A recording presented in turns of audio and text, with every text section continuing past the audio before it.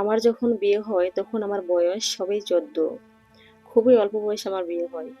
এক দেখাতেই শ্বশুর-শাশুড়ি তাদের ছেলের বউ করে আমাকে নিয়ে যায়। যখন বিয়ে হয় তখন শাশুড়ি বলেছিল, বিয়ের পর আপনার মেয়ে আমার কাছে মেয়ে হয়ে থাকবে, সব কাজ আমি তাকে শিখে নেব। তখন আমি কিছুই পারতাম না, একটু ভাত রান্না করতে পারতাম না, এমনকি একটা ডিমও ভাজি করতে পারতাম না। উনি বলেছিল সবকিছুই শিখিয়ে নেবে। কিন্তু বিয়ের পর শুরু হয় তার অমানসিক টর্চার। দিনের পর দিন তার অত্যাচার সহ্য করেছি। শুধু সে যে অত্যাচার করেছে তাই নয়, স্বামীর অত্যাচারও মুখ বুজে দিনের পর দিন সহ্য করেছি। কারণ ওই যে বাবার সম্মানের দিকে তাকিয়ে, মধ্যবিত্ত পরিবারের মেয়ে আমি, বাবার সম্মান এটাই আমার কাছে ছিল সবচেয়ে দামি। যখনই কিছু উল্টাপাল্টা ভাবতাম তখনই মনে পড়তো বাবার কথা। কিভাবে বাবা সমাজে মানুষের কাছে মুখ দেখাবে আমি যদি উল্টাপাল্টা কিছু করে ফেলি। তবুও সবকিছু মানিয়ে নিয়ে সহ্য করেছি, শুধুমাত্র এটা ভেবে কোনো একদিন আমার স্বামী আমাকে বুঝবে। কিন্তু স্বামী ওঠে মায়ের কথায়, ওঠে আর বসে। মায়ের এক কথায় তার কাছে শেষ কথা। অপরদিকে আমি যদি বুক ফেটে কেঁদে তার কাছে মরেও যাই, আমার কথার কোনো মূল্য তার কাছে কোনোদিন নেই। মা যেটা বলবে সেটাই হলো তার কাছে শেষ কথা। মায়ের কথায় সে ওঠে আর বসে। স্বামী আর শাশুড়ির টর্চারে দরজা বন্ধ করে আল্লাহর কোরআন বুকে নিয়ে কেঁদেছি। আর আল্লাহকে বলেছি, আল্লাহ তুমি তাদেরকে সুবুদ্ধি দাও। সুবুদ্ধি তাদের আর আল্লাহ কোনোদিনও দিল না। এভাবেই জীবনের আমার বহু বছর কাটিয়ে গেল। তবুও সবকিছু মানিয়ে নিছি শুধুমাত্র ওই স্বামীর দিকে তাকিয়ে, কোনো একদিন আমার স্বামী ভালো হবে, আমাকে বুঝবে। কিন্তু সে মা ছাড়া কিছু বোঝে না। আমার শ্বশুর, সে মোটামুটি ভালো মানুষ, কিন্তু ওই যে বইয়ের উপরে কথা বলতে পারে না।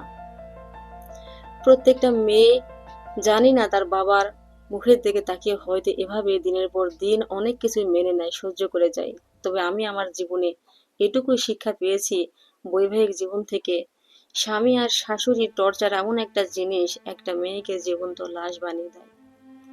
শ্বশুর শাশুড়ি স্বামী দেবর সবাই, আমি মনে করি একটা মেয়ের জীবনে শ্বশুর শাশুড়ি দেবর পরিবারের সবাই যদি খারাপ হয় আর স্বামী যদি ভালো হয়, তাহলে ওই মেয়ে কিন্তু একটা জান্নাত স্বরূপ সংসার পায়। একটা মেয়ের জীবনে না স্বামীকে ভালো হওয়ার খুব দরকার। এমনও দিন গেছে আমার, আমার স্বামী বিদেশ থেকে ফোন করে বলতো, নোংরা ভাষায় গালি দিয়ে বলতো তার মাকে, ওকে ঘর থেকে চুলের মুঠি ধরে ওকে ঘর থেকে বের করে দাও।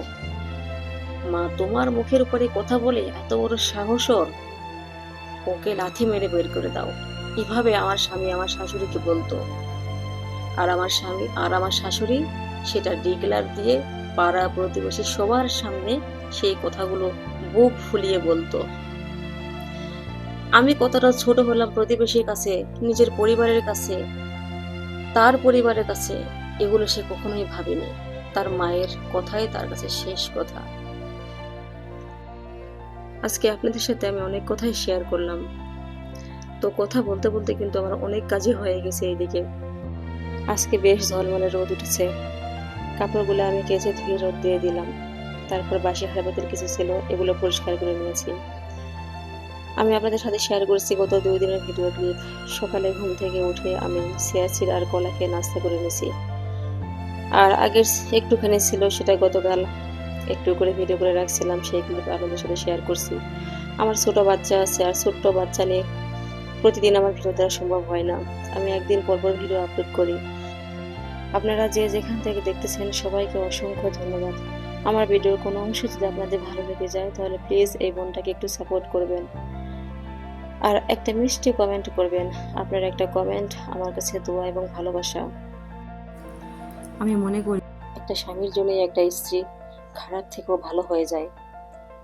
একটা স্বামী পারে একটা স্ত্রীকে খারাপ তৈরি করতে, আবার ওই স্বামী পারে একটা স্ত্রীকে ভালো তৈরি করতে। দিনের পর দিন একজন নারীকে যদি, একটা ঘরের বউকে যদি অবহেলা করা হয়, অসম্মান করা হয়, সব সময় যদি মায়ের সাপোর্টে কথা বলা হয়, মাকে বেশি সম্মান দেওয়া হয়, মাকে বেশি প্রায়োরিটি দেওয়া হয়, আর বউকে সবসময় যদি অবহেলা করা হয়, সে বউ কখনোই আর যাই হোক ভালো থাকবে না, কখনোই তার মন ওই সংসারে বসবে না, সে অবশ্যই বিগড়ে যাবে, অবশ্যই ওই সংসার একদিন না একদিন ওই স্বামীর থেকেও মন উঠে যাবে। তাই বলছি, স্ত্রীকে সম্মান করুন, আপনার সংসার বেশ সুরূপ হয়ে যাবে। আমার কিন্তু সবজি কাটাও শেষ হয়ে গেছে, আর আমি সবজিটা কিন্তু খুব চিকন চিকন করে কেটে নিয়েছি, ঠিক আমার মাছের মতো করে। তো এটা আমি কিন্তু খুব ভালো করে হাত দিয়ে মেখে নিব, খুব চটকিয়ে এটা মেখে নিতে হবে যেন অর্ধেক রান্না এখানে শেষ হয়ে যায়। মাঝে মধ্যে ছোট মাছ আমি এভাবেই রান্না করি, খেতে ভালো লাগে, আর আমার বাচ্চারাও খুব পছন্দ করে। ভালো লাগলে প্লিজ লাইক কমেন্ট সাবস্ক্রাইব করতে ভুলবেন না। আপনাদের একটা সাবস্ক্রাইব আমার জন্য ভালোবাসা এবং দোয়া। সাবস্ক্রাইব করে আমার চ্যানেলের পাশেই থাকবেন, নতুন নতুন ভিডিও পেতে বেল আইকন ক্লিক করে রাখবেন। জীবন চলে তার নিজ গতিতে, হাজার কিছু সহ্য করার পরেও কিন্তু এই সংসার ছাড়তে পারিনি। কিসের যেন একটা মায়া এই সংসারে কাজ করে, জানি না কিসের মায়া, কিসের পিছুটান, সব কিছু কিন্তু মানিয়ে নিয়ে এই সংসারটাকে বড্ড ভালোবেসে বছরের পর বছর কাটিয়ে দিচ্ছি। পাশ ফিরে তাকালেই যেন দেখি শুধু ডিভোর্স আর ডিভোর্স, একের পর এক সংসার ভেঙে যাচ্ছে।